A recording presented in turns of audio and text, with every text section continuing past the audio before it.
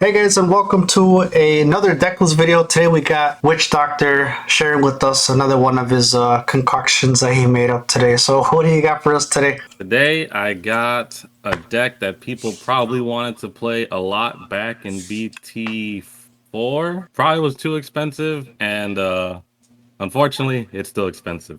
But we're playing Anubismon. Nothing changed. It's still pretty pricey, but it's Anubismon, and it's really fun. I wouldn't say it's a super meta deck, but it surprisingly can do very well against most decks that are out right now. Obviously, purple best digi egg is Demi-Miramon at the moment. So we run four. I don't see a need for a fifth egg. You can if you want. I think the four Demi-Miras is perfectly fine. Also, as to most purple decks, a lot of the rookie counts are pretty low, so we are only running 12. This is the only four of for the rookies, which is Gabumon. I really think this is still probably like one of the best purple rookies, if not the best purple rookie we have. It's that Inherit is just too good. We are running the Eismon package, so I mean, this just goes hand in hand with it. So next is probably the second best card in the deck, which is very surprising from it being in the rookies. But we have two Guilmon. Um, Let me just put this down as well. I also run two Sukaimon. Now, I actually run four the Guilmon. The Sukaimon, I pretty much have it out just so you guys can pick between either one. This ratio right here, 2-2, actually isn't bad. You know what Anubismon does? We'll be bringing back Guilmon a lot, but the Sukaimon comes in handy with the Eismon package in case you are getting memory choked. So if I had this or that in my hand, like the Gabumon or Sukai, depending where I'm at in the match, I do end up taking the Sukai. So this 2-2 actually is pretty decent. I just prefer the four Guilmon. I've been trying out both, and both have seemed to be pretty good. You just make some room. Next, another two of is Gazimon. Obviously, right now memory choking is pretty big, so a lot of cards right now in the meta gain memory, so unless it's not a tamer, then Gazimon is stopping that. And then the last two rookies, quote unquote, is Elecmon. A lot of the times I'll bring this back with Anubis just to crash and just so I can pop something. You could actually bring this down to one, and if you want to run three Guilmon or three Sukai, it's up to you, but he doesn't come up too often, but he's not bad. When I said quote unquote is because the other two rookies I run are two Lucimons. Again, this is what makes the deck kind of pricey. Not really, because I've been seeing these for around $20 now, so I mean still depending how you are with the game. I mean, You want much, yeah. much, much cheaper than 60, 80 when I was trying to get Oh a my playset. good. Oh yeah. I easily remember dropping. I won't say the price, but I got as you can see, I got two of the alt arts, and then I got two of the normal ones. It hurt my wallet. Let me just say that it hurt. Still recovering. Yeah, it's I'm still getting there, but this is what really makes the Anubis deck so good. Is just this Luciman on its own.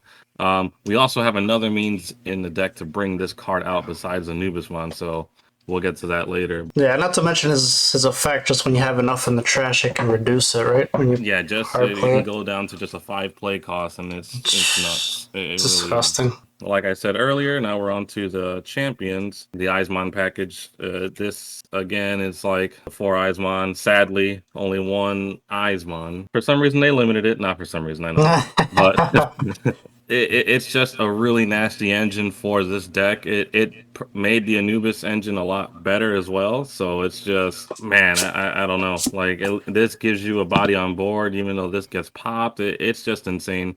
Unfortunately, this got limited because I was looking forward to using this package with my Otismon, but nope. Then I run two promo Wizardmons. I'm honestly thinking about cutting this down to just one or completely scrapping it, but there have been a few games where he's come in clutch. I use one of my options and I gain a memory for it. If I was to cut it, I would put another one of these. These are just the yellow purple Wizardmons, the vanilla ones. Basically, we need these for our option cards because this is a yellow purple deck, so it's good so we can activate our options. It's your call. I think I would either I would probably just completely scrap this and just put 2 more of these. The only reason I don't do that is because, again, some of the times you don't get to your Tamers right away, and you do get memory choked.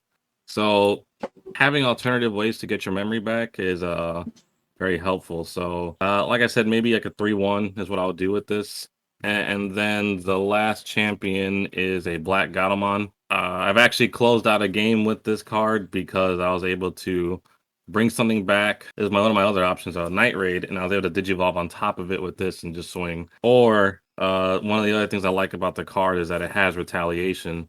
So on the off chance you have to swing with Anubismon, it kind of has some protection in a way because people might want to think twice before swinging on it because it has retaliation. Truthfully, other than that, I don't like the Black Gato.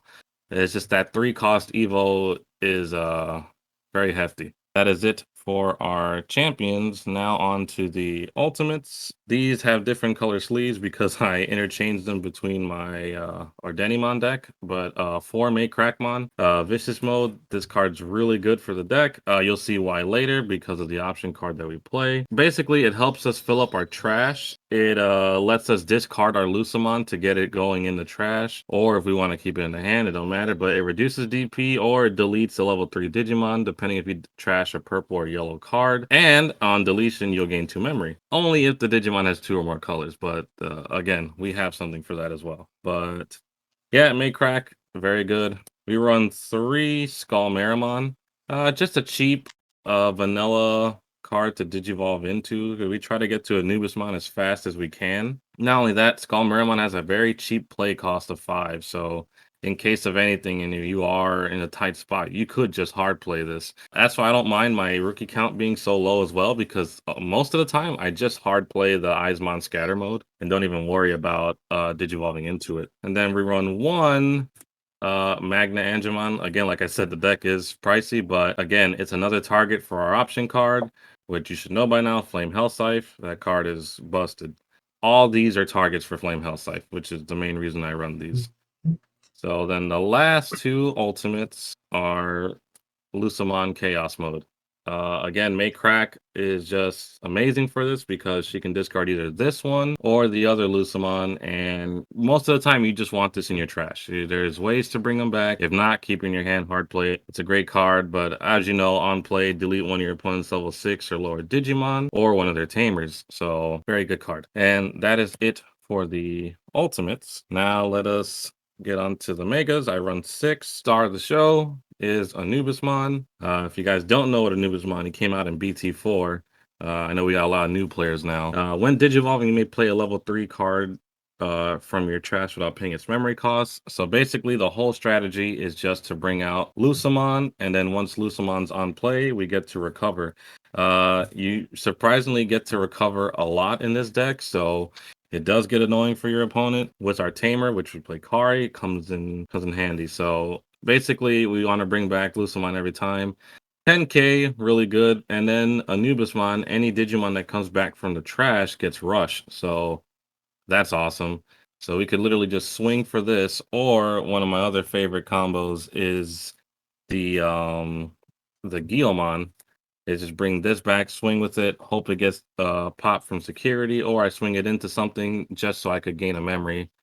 It's you can do a lot of cool things with this deck, so that's one of the combos. And then the last mega I'm running is 3 Ophanimon Falldown mode. Honestly, I actually like seeing this card a little more than Anubismon, because Ophanimon is just, man, she's nuts. When digivolving this card, if this card has a purple card in its Digivolution source, delete one of your opponent's level 4 or lower Digimon. Then if it has yellow, which most of the time, there are times where it came up where I only had purple underneath it. You don't get the yellow part of the effect where you get to recover a security. So that helps with our recovery in case we're in a tight spot and we're losing security. Which is Then on why, the which is why you're saying why you run the vanilla wizard, which is purple and yellow, exactly. right, to help you out.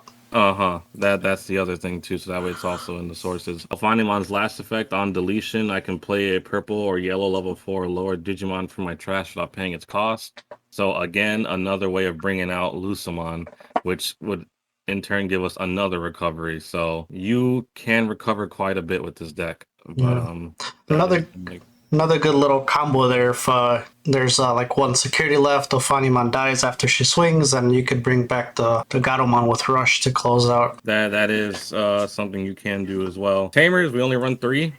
I run 3 Kari.